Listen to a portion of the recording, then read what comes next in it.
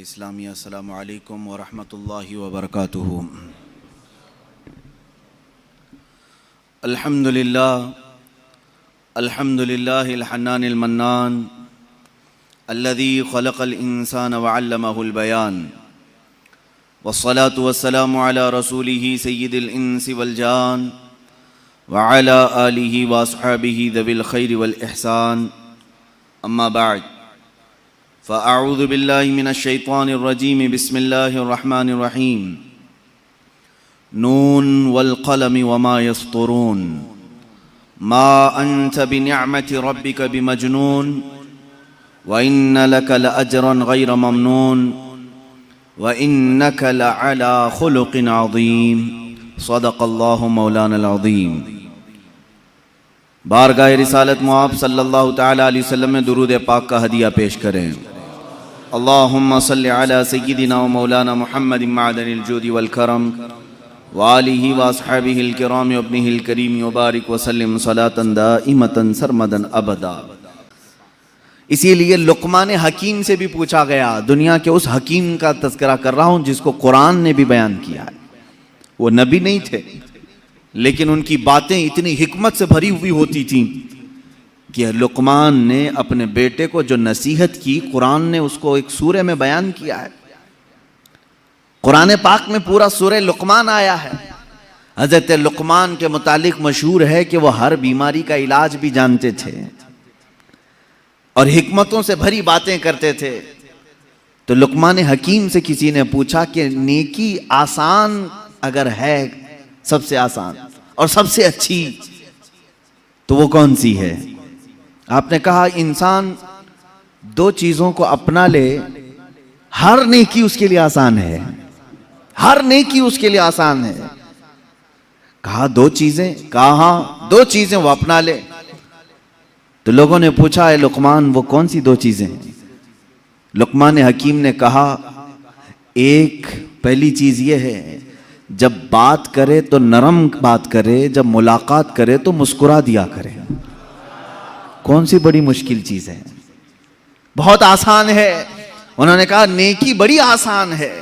اسی لیے میرے آقا صلی اللہ تعالی علیہ وسلم کی حدیث بھی ہے، تبسمک فی وجہ اخیک صدقہ، تم اپنے بھائی کو دیکھ کر مسکراؤ تو بھی ایک صدقہ ہے۔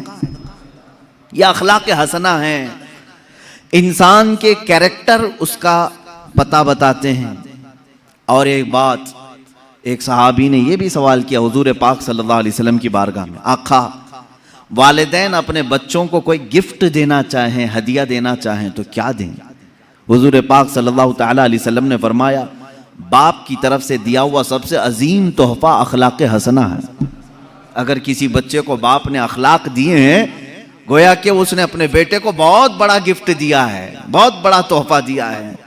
سمجھ جاؤ مسلمانوں، تم اگر گڈی گڈا لا کر کے بچوں کو بہلا دیتے ہو، ان کے برتھڈے میں کیک کاٹ کر کے ان کا دل بہلا دیتے ہو، تو یہ وقتی تحفے ہیں جو ختم ہو جاتے ہیں وقت کے ساتھ۔ لیکن جو اخلاق حسنہ ہیں وہ ایسا عظیم تحفہ ہے کہ وہ اپنے باپ کا بھی سر ہمیشہ اونچا رکھتا ہے۔ غریب نواز کو اگر اخلاق حسنہ میں ہم نے دیکھا ہے تو ضرور ان کی ماں اور باپ کی تربیت کا اثر ہے۔ غوث اعظم عبد القادر جیلانی رضی اللہ تعالیٰ عنہ کے اخلاق حسنہ کو اگر آج تاریخ میں بیان کیا جاتا ہے تو یقیناً ان کی ماں کا اس میں بڑا کردار ہے۔ ماں باپ کی طرف سے دیا ہوا تحفہ، سب سے بڑا تحفہ کیا ہے؟ اخلاق حسنہ، نیک عادتیں، اچھے اخلاق۔ یہ تو ہم چھوڑ ہی چکے ہیں، اپنے بچوں کو پیدا کرنے کے بعد محلے کے حوالے کر دیا، بچے کب بڑے ہو گئے ماں باپ کو پتہ ہی نہیں چلا، اس لیے کہ کھیلتے کودتے وہیں بڑے ہو گئے۔ میرے عزیزو یاد رکھو ایک وقت ہوتا ہے یہ اخلاق کا تحفہ دینے کا، بڑے ہونے کے بعد پھر تم انہیں ان اخلاق میں نہیں ڈھال سکو گے۔ جب پرورش کے ان کے ایام ہوتے ہیں بچپنے کے، اس وقت تم حسین اخلاق کا انہیں پیکر بناؤ۔ اس سے ایک بات اور بھی ہے، بڑے بزرگ ہیں حضرت جنید بغدادی رضی اللہ تعالیٰ، آپ سے پوچھا گیا انسان کا خاندان اعلیٰ ہے، اشرف ہے، کیسے پتہ چلے؟ فرمایا اس کے اخلاق دیکھو، اس کے خاندان کا پتہ چلے گا۔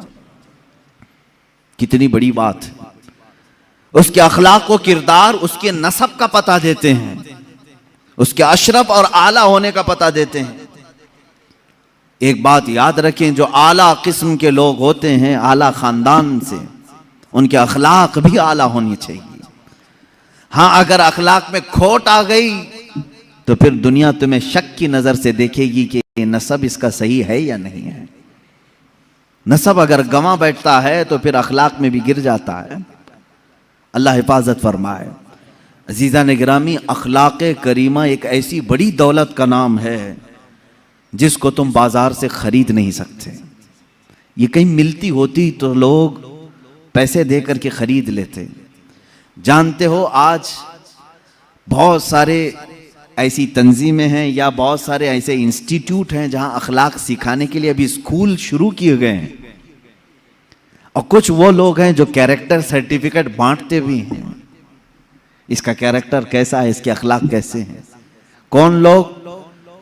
جو عورتوں کو ننگا ناچتے ہوئے دیکھ کر کے مسکراتے ہیں، ہنستے ہیں، وہ دوسروں کو اخلاق کی سرٹیفکیٹ دے رہے ہیں، کیریکٹر کی سرٹیفکیٹ دی جاتی ہے، اچھے کیریکٹر کی۔ عزیزان گرامی، آج ڈیولپمنٹ کے نام سے، مینجمنٹ کے نام سے، اور اچھے اخلاق جس کو کہتے ہیں پرسنالٹی ڈیولپمنٹ، آداب سکھائے جا رہے ہیں کہ تمہیں بیٹھنا ہے تو کیسے بیٹھنا ہوگا۔ میں ایک بڑے شہر میں اسی طرح کے ایک انسٹیٹیوٹ میں گیا تھا جہاں ایک ماہر ٹیچر، ایک ماہر پروفیسر وہ اسٹوڈنٹس کو تعلیم دے رہے تھے کہ بڑے لوگوں کے اخلاق کیسے ہوتے ہیں، آداب کیسے ہوتے ہیں، جب کسی کو وش کرو تو کیسے کرو، ہینڈ شیک کرنے کے طریقے کیا ہیں، تم اگر کسی کے محفل میں بیٹھو تو کیسے بیٹھو۔ اللہ کی قسم میں بتاؤں، میں سنتا رہا اور ان کو دیکھتا رہا، اور پھر اگر میں نے سیرت مصطفیٰ کو کھولا تو ایک ایک چیز اخلاق حسنہ میں مصطفیٰ کے پائی جاتی ہے۔ اللہ کے نبی صلی اللہ تعالیٰ علیہ وسلم نے بہت پہلے یہ اخلاق اس مکہ کی وادی میں کر کے دکھائے جہاں اخلاق نام کی چیز ہی نہیں تھی۔ مکہ مکرمہ میں اخلاق کا پیکر بن کر کے دکھانا سب کے بس کی بات نہیں۔ جہاں لوگ اپنی ماں اور اپنی بہنوں کو بازار میں بیچنے کے لیے لاتے ہوں، وہاں عورتوں کی عزت کی بات کرنا ایک بہت الگ قسم کی بات ہے۔ جہاں لوگ مال لوٹ کر کے رات بھر محفلیں قائم کرتے ہوں، قافلہ لٹ جاتا تو رات کو شمع روشن ہوتی، رات بھر کھاتے پکاتے تھے، ایسے عالم میں اگر چوری کے خلاف بات کرنا، آپ جانتے ہیں کہ یہ اخلاق کا کس قدر اعلیٰ درجہ ہے۔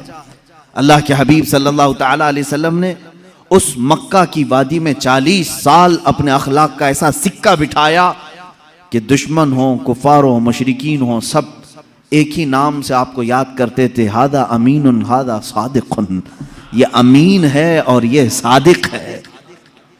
یعنی جنہوں نے قتل کا منصوبہ بنایا حضور کا، ان سے بھی اگر جا کر پوچھتے تو وہ کہتے نہیں، ان کے امین ہونے میں اور صادق ہونے میں کوئی شک نہیں کہتے تھے۔ پوری کتابیں اٹھا کر کے دیکھ لیں، مکہ کے کافروں نے حضور صلی اللہ تعالیٰ علیہ وسلم کو گالیاں دی ہیں، بہت گالیاں دی ہیں۔ کیا کیا کہا ہے وہ بتاؤں؟ جادوگر کہا، مجنوں کہا، مرگی والا کہا، معاذ اللہ شاعر کہا، لیکن پورے مکہ کے کافروں کی باتوں کو کھنگال کر کے نکالو، کہیں کسی چھوٹے کافر نے یا بڑے کافر نے میرے آقا کے اخلاق پر ایک بات بھی نہیں کہی، ایک بات بھی نہیں۔ گالی دینے والا تو ذات کو بھی گالی دیتا ہے، کیریکٹر کو بھی گالی دیتا ہے، لیکن مکہ والوں نے ایسی گالی حضور کو کبھی نہیں دی۔ ہاں وہ جھوٹی باتیں تھے جو کرتے تھے، جادوگر کہنا، شاعر کہنا، مجنوں کہنا، لیکن کبھی حضور پاک صلی اللہ تعالیٰ علیہ وسلم کو انہوں نے جھوٹا نہیں کہا، اس لیے کہ جھوٹ اخلاق ذمیمہ ہے، گرے ہوئے اخلاق میں سے۔